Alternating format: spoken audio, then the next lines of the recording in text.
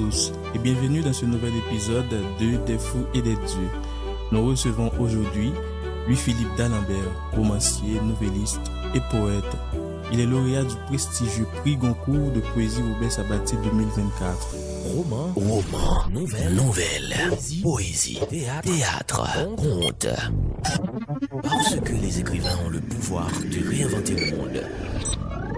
Des fous et des dieux. Un podcast pour dire le monde avec Marc Sonirico sur Palm Magazine. Ni la nuit infrangible sur les heures voltigeants, ni la nuit permanente déployant ses ailes sombres et polaires au rictus de la montre. Dès les jours campés, la nuit blanche et floconneuse sur une cadence d'autre pas, sur une aire d'autre air. Si le rimel défait sur les paupières monotones du ciel, ni les couvertures insolites s'amocelant au creux du lit, la mer montagneuse à l'accent inconnu, caressée par le vent grand du vieux nord. Le temps est de neige indomptable, l'hiver d'été enneigé, ni la conquête neuve des saisons qui s'égrènent, rire baroque d'un dieu hagard. Ni saint ni idéal pour bâillonner le carcan, le temps à la démarche grave du détenu. Des soirées longues d'audience, teintées de lune et de boucan, réinventées à fond de mémoire. Un peuple et un pays dansent puissamment derrière la digue de mon cœur.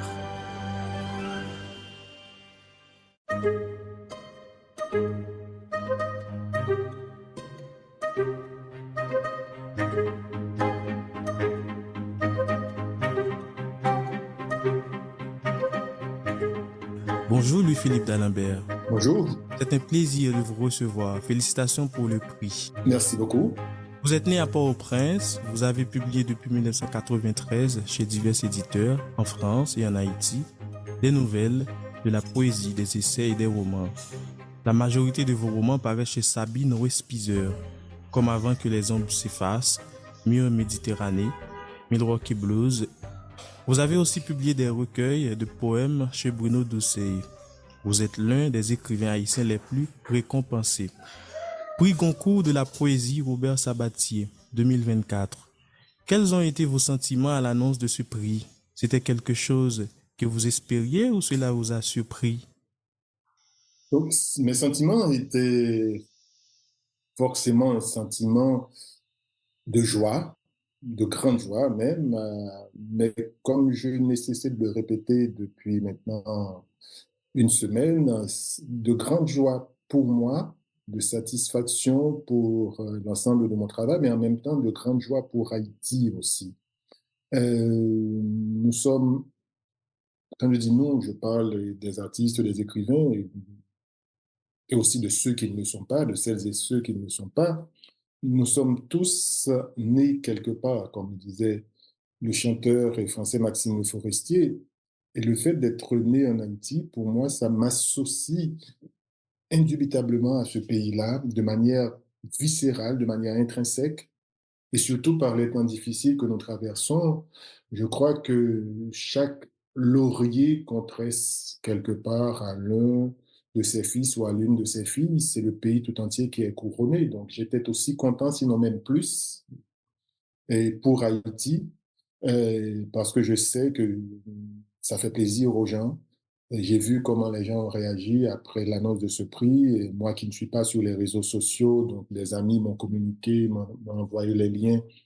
Et j'ai vu que ça a été une joie immense pour beaucoup de gens. J'ai reçu des appels de partout, d'Haïti, de l'étranger, du Canada, de la France, des États-Unis, etc. Donc c'était vraiment un sentiment de joie et de satisfaction. Qu'est-ce que ce prix représente pour vous? Est-ce que vous pensez que cela puisse changer votre vie d'écrivain?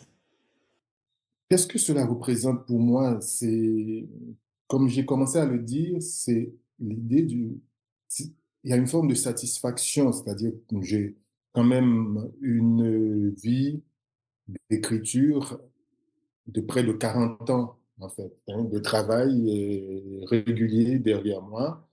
J'ai publié mon tout premier recueil de poèmes à l'âge de 19 ans. Ensuite, arrivé en France, j'ai publié en 89 d'abord. Avant 93, j'ai publié en 89 un premier recueil de poèmes qui avait reçu 2 petits prix de poésie. Donc, c'est vraiment un éclairage sur l'ensemble de mon travail, mais en particulier sur mon travail poétique. Comme je le dis souvent, comme beaucoup d'écrivains haïtiens, je suis entré en littérature par la poésie. Et, et c'est tout à fait intéressant de voir qu'aujourd'hui, la poésie me permet euh, d'être récompensé d'une certaine façon par l'un des prix les plus prestigieux en poésie en France. Donc, c'est quelque chose de très gratifiant. Voilà le mot que je cherchais, de très gratifiant pour moi. Et ça ne veut pas dire pour autant que je vais rester là à me croiser les bras sans continuer à travailler. Je continuerai à travailler. J'aurai toujours les mêmes doutes quand je m'assois à ma table de travail, les mêmes doutes qui m'étreignent sans savoir où je vais forcément.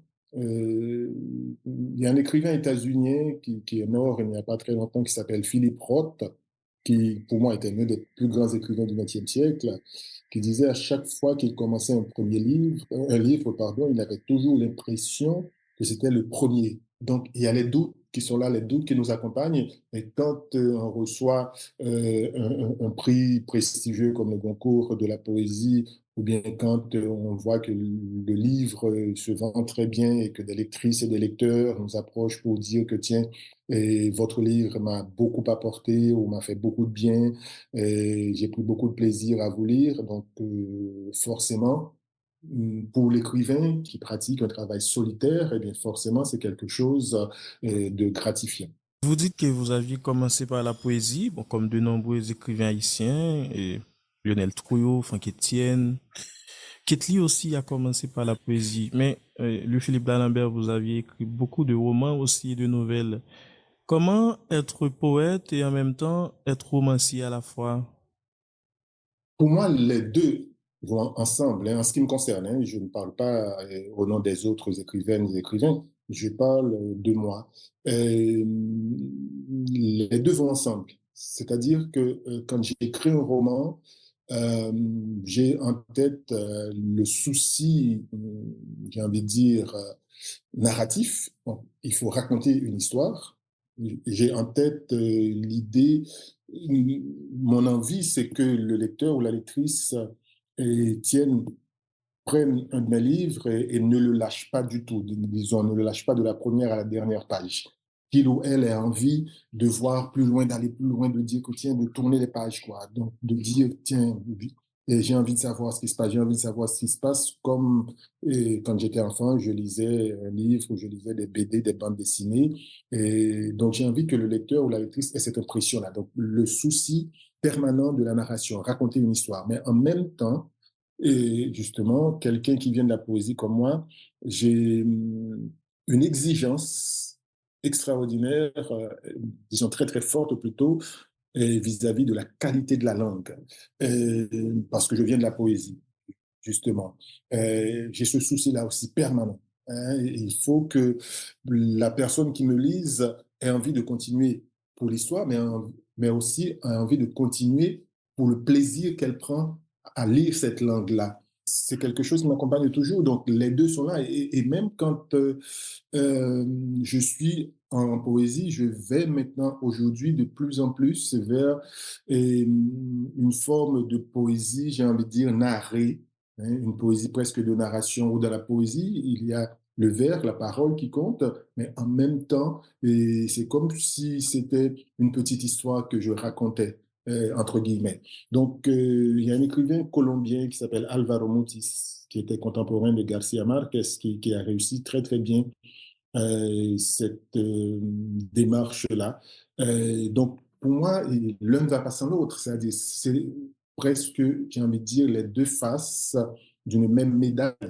Il n'y a pas de roman, il n'y a pas d'écriture sans une exigence de la langue. Un roman qui n'aurait que de la narration, ça, personnellement, ça m'ennuierait très vite et ça me tomberait des mains parce que je n'aurais pas ce plaisir-là. Donc, j'essaie, en tant que créateur, de conjuguer les deux, de faire en sorte que quelqu'un qui me lise, qui lit le romancier, et trouve aussi du plaisir dans la langue de la narration. Des fous et des dieux.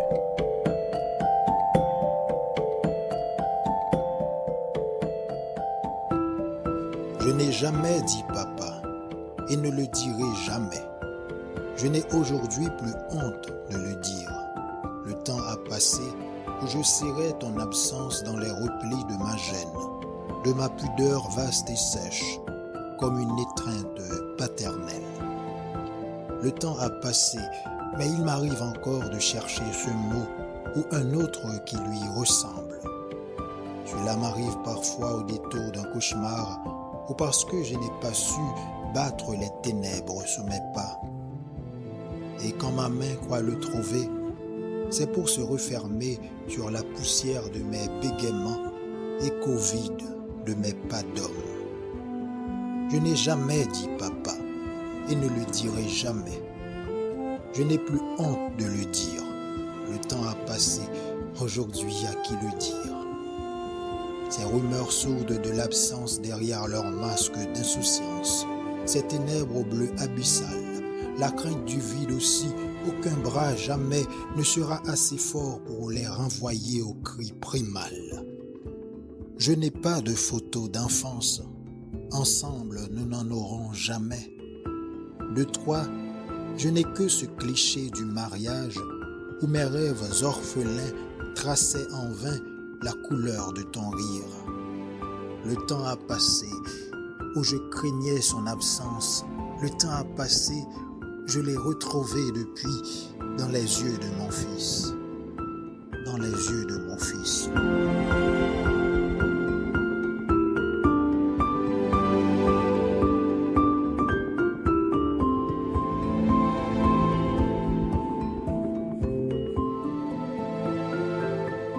Votre poésie est un mélange subtil d'originalité, de rythme vivant et d'engagement profond. Le thème de l'enfance et du voyage est très présent. Vous avez beaucoup voyagé d'Alembert, pensionnaire de la Villa Médicis. Vous avez été en résidence à Jérusalem et à Berlin. Vous avez aussi été professeur invité dans de nombreuses universités américaines, notamment à l'université du Wisconsin-Milwaukee. En vous lisant, on a comme l'impression qu'on ne peut écrire sans voyager, parce que cela nous rapproche de l'autre et du monde. Pourquoi le thème du voyage est-il aussi fondamental dans votre œuvre d'Alembert? On peut parfaitement écrire sans voyager, hein. Il y a beaucoup d'écrivaines et d'écrivains qui ont écrit des romans dont l'histoire se déroule dans leur lieu de ou des romans dont l'histoire se déroule ailleurs aussi dans le monde. Donc, c'est-à-dire, et qui n'ont jamais quitté leur lieu de vie, leur pays, voire leur ville. Donc, on peut parfaitement écrire sans voyager.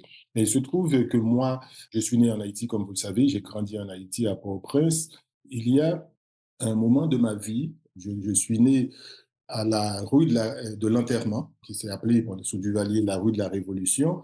Et après, très vite après, j'avais pas un an, ma famille a déménagé pour 4 ou 5 ans au Bel-Air. Et enfant de la rue d'où je vivais, je voyais toujours la mer au loin. Donc, de la rue Tirmas, on voyait toujours la mer au loin. Et ça m'obsédait, le fait de voir cette foule de gens qui grouillaient en bas, qui allaient et venaient de partout, mais surtout les bateaux. Je voyais les bateaux qui passaient comme ça sur la mer et j'avais ça m'obsédait pratiquement. Je me disais, mais d'où viennent ces bateaux? Où est-ce qu'ils vont? Et les gens qui sont dans les bateaux, et où est-ce qu'ils vont? Et quelques temps plus tard, j'avais peut-être 6 ans, ma famille a été habitée à Delma. On n'était pas trop loin de l'aéroport et je voyais les avions qui venaient prendre leur envol en bout de piste et je voyais Même c'était tellement près que je pouvais voir la tête des gens à travers le hublot. Donc, il y avait toujours ces mouvements d'une part de bateau au départ, d'autre part de voyage. Et puis, dans les fin années 60, début années 70, beaucoup de gens, comme pour énormément d'Haïtiens, de la famille partaient. Les gens allaient aux États-Unis. À l'époque, tout le monde allait plus ou moins à New York. Et on parlait de New York. Et quand les gens revenaient, ça m'interpellait toujours. Je me disais, mais... Et ils essayaient de raconter, ils racontaient à leur manière, mais je crois que mon imagination dépassait ce qu'ils racontaient, dépassait leur récit. Et j'essayais de savoir à quoi ressemblaient ces villes-là et à quoi ressemblait New York, par exemple. Donc, je crois que ça vient de là. Et ça vient aussi, donc là, je suis en train comment dire, de parler des lieux et de l'espace. Et quand on a quitté cette famille, ma famille a quitté, comment dire, le Bel Air pour aller à Delma, j'ai eu l'impression d'une rupture, vraiment une rupture dans ma vie. Et c'est comme si je ne pouvais plus revenir en arrière. Et en plus, à l'époque, étant enfant, forcément, je ne pouvais pas revenir en arrière tout seul si un adulte ne m'accompagnait pas. Donc, je l'ai vécu de manière presque traumatisante, hein, j'ai envie de dire. C'est à partir de là, j'ai commencé à imaginer, un peu plus tard, la vie, hein, les différentes étapes de la vie comme des espaces-temps, des lieux dans lesquels on vit et on ne peut pas revenir en arrière. On voyage la vie, en fait. On vagabonde la vie, on passe d'une étape à une autre, d'une auberge à une autre, sans pouvoir revenir en arrière. Et c'est en ce sens que le voyage a fini par devenir un thème fondamental dans mon travail. Mais vous dites que dehors est un grand pays. Ça apporte beaucoup d'expérience dans votre vie d'écriture. Oui, Une bonne partie de votre poésie est un hommage vibrant à la Révolution haïtienne. Pour moi, une méditation sur le vagabondage de l'esprit et des réflexions sur les thèmes universels de l'enfance et de la mort. Votre poésie capte aussi la rumeur du monde. Qu'est-ce que la poésie pour Louis-Philippe d'Alembert? oui, ça c'est une question très intéressante et en même temps très, très profonde, hein.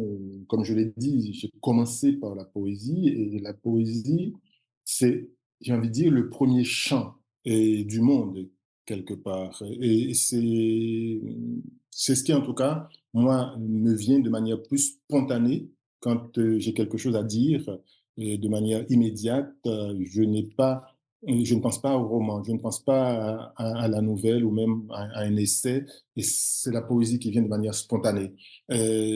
Donc, c'est comme quelque chose, de, là aussi, tout à l'heure je le disais, de viscéral, hein, qui sort de moi tout de suite, et pour dire, et dire mes joies, mais aussi mes révoltes, pour dire mes peines aussi par moments.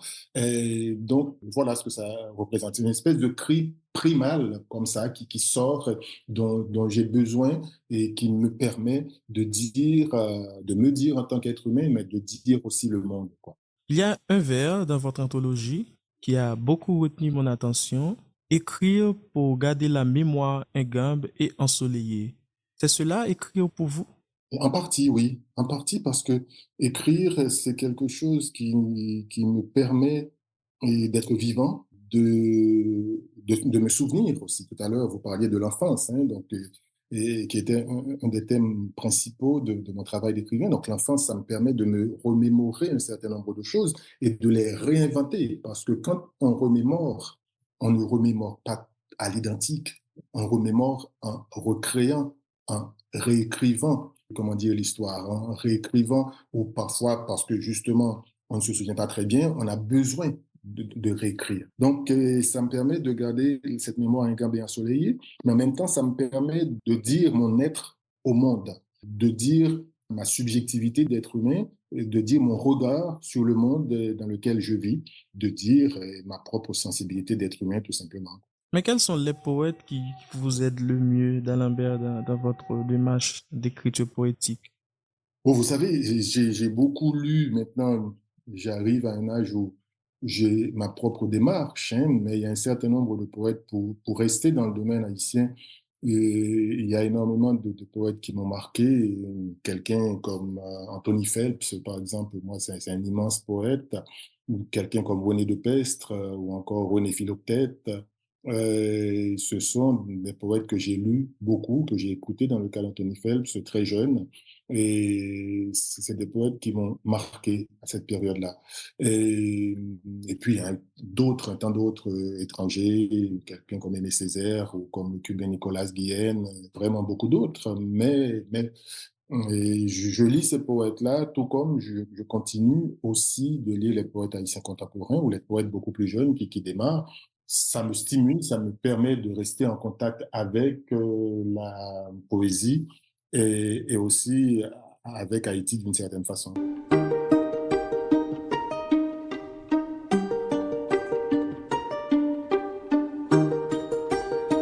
Il y a une nouvelle génération de poètes en Haïti. D'ailleurs, selon moi, on publie plus de poésie en Haïti ces 2 dernières années que de romans et de nouvelles. Il y a une nouvelle génération de poètes qui inventent l'espoir avec de la poésie. Quel conseil donneriez-vous à ces jeunes poètes? Vous savez, tout à l'heure, je vous ai parlé de doute quand on écrit, et j'en ai, quand on dit moi-même.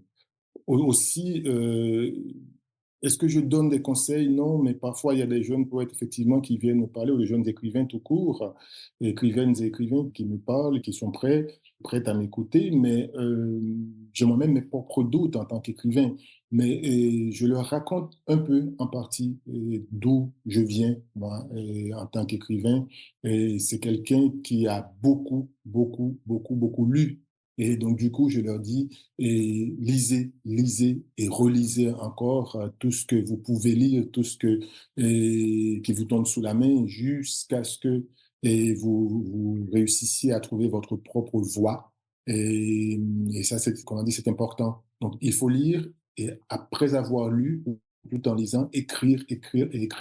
Et surtout, ne jamais être satisfait de soi. Il faut toujours garder cette envie d'améliorer, de réécrire le texte, d'écrire, de réécrire, de questionner le texte qu'on a publié. Si on est content de soi trop vite, trop tôt, eh bien, on va finir par plafonner, on n'ira pas très loin, quoi. Voilà. Merci Louis-Philippe d'Alembert. Merci à vous aussi.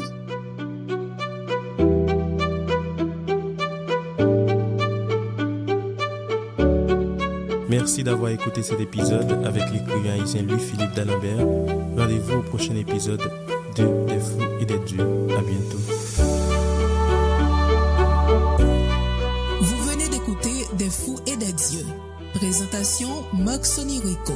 Réalisation Ritza Maron Zetren et Marie-André Bélange.